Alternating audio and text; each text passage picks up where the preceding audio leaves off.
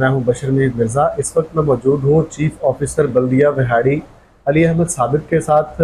इनसे बात करेंगे विहाड़ी में इंक्रोचमेंट के हवाले से और दीगर जो प्रोजेक्ट चल रहे हैं म्यूनसिपल कमेटी के। बिलाशुबा म्यूनसिपल कमेटी का किसी भी शहर की सर्विसेज और इंफ्रास्ट्रक्चर के हवाले से बड़ा अहम किरदार होता है। अस्सलाम वालेकुम सर, क्या कहेंगे, क्या प्रोजेक्ट्स चल रहे हैं ख़ास तौर पर इंक्रोचमेंट के हवाले से? वालेकुम सलाम। हमारे इंक्रोचमेंट के हवाले से जैसे कि सुप्रीम कोर्ट ऑफ पाकिस्तान ने डायरेक्शन दी थी कि रोड्स जो हैं वो क्लियर होने चाहिए, पाथवे क्लियर होने चाहिए, तो उसके हवाले से हमने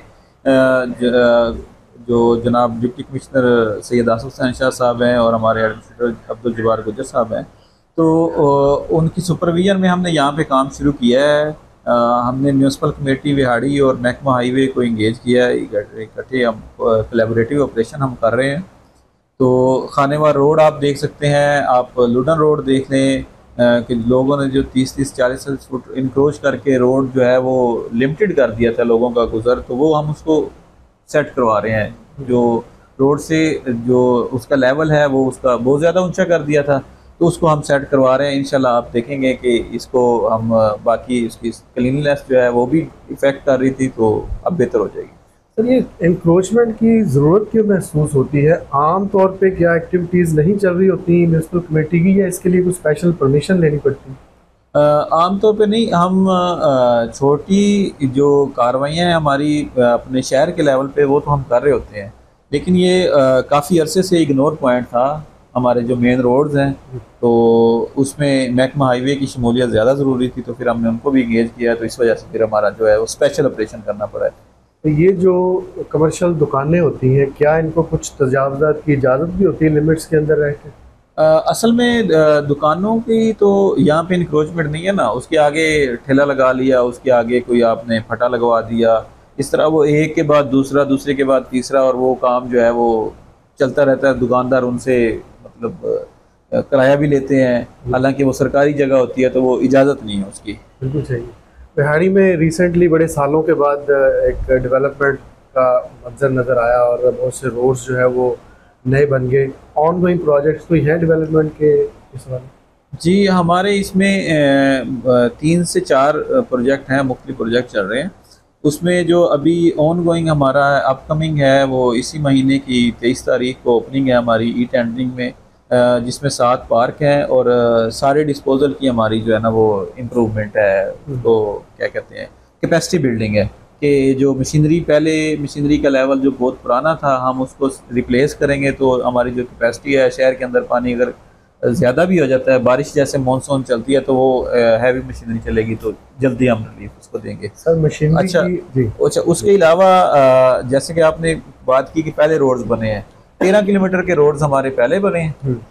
तकरीबन 13 से 14 किलोमीटर के रोड्स हमारे मज़ीद आ रहे हैं, जिसमें छोटी बड़ी जो है वो 17 रोड्स हैं, जिससे जो शहर के आप देखते हैं कि काफ़ी मीडिया के लोगों ने भी हाईलाइट किया, आवाम ने भी हाईलाइट किया कि ये बहुत ज़्यादा काफ़ी अरसे से जो है डेवलपमेंट का प्रोजेक्ट है वो रुका हुआ था, तो हम इसको इंशाल्लाह कोशिश कर रहे हैं, तो नेक्स्ट मंथ में उस पर भी काम शुरू हो जाएगा।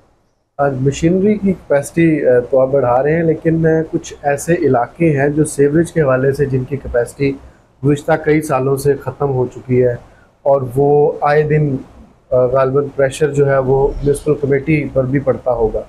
क्या आप लोगों की रिकमेंडेशंस होती हैं स्पेशली कि आप भी नोटिफाई करें, पॉइंट आउट करें इस तरह के प्रोजेक्ट्स होने चाहिए, जैसे मुस्लिम टाउन है, पीपल्स कॉलोनी है, ख़ास तौर पर 9-11 बिहाड़ी है, सीवरेज के हवाले से यहाँ पे बहुत से मसाइल।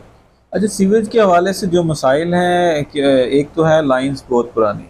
जी, ठीक है, तो लाइंस सारी अगर रिप्लेस करें तो उसके लिए आप पता है बहुत ज़्यादा मेगा प्रोजेक्ट्स लग रहे हैं, तो वो उस हिसाब से तो नहीं। हम जो एग्जिस्टिंग लाइंस हैं उसकी जो है वो सिल्ट अप हुई हुई थी, तो उसकी डिसिल्टिंग के लिए हमारा प्लान है, वो भी इसी मंथ में हम। बाकी ऑफ एंड ऑन तो हमारा जो स्टाफ जितनी उसकी कैपेसिटी है वो करता है, लेकिन स्पेशल जो है वो कंपेन के तौर पे ये मुस्लिम टाउन है, पीपल्स कॉलोनी है, 9-11 वाला एरिया ना, ये हमारा ज़्यादा इफेक्टेड है, तो इसमें इसको हम सबसे पहले प्रायोरिटी देंगे, बाकी शहर को बाद में। सर, कुछ सालों पहले पार्क्स बने और हमने देखा कि 1-2 पार्क्स तो बिल्कुल खंडर हो गए।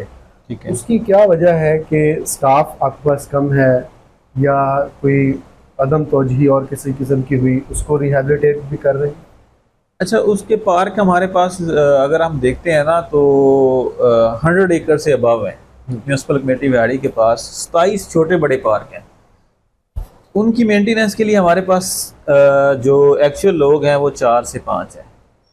ठीक है, हम कुछ डेली वेजेस पे हायर करते हैं, उन लोगों को हम डिप्लॉय करते हैं। हमारे पास ग्रीन बेल्ट है, आप देखें कि आप किसी भी शहर में विजिट कर लें तो विहाड़ी में मैक्सिमम ग्रीन बेल्ट है। तो आप उसकी मेंटेनेंस है वो सारी हम करवा रहे हैं, अपने लिमिटेड रिसोर्सेज में भी उसको टेकअप कर रहे हैं। आप रोड पे जाएं, अभी लुडन रोड पे चले जाएं, आप मुल्तान रोड पे चले जाएं तो आपको नीट एंड क्लीन नज़र आएगा। सही है। आखिरी बात ये बताइएगा कि जो सर्विसेज म्यूनसिपल कमेटी प्रोवाइड कर रही है उसके अगेंस्ट कुछ इनकम भी बिल्स वगैरह रिक्वायर्ड होते हैं, उस हवाले से पब्लिक का क्या रिएक्शन है? क्या वो पे करते हैं आसानी से?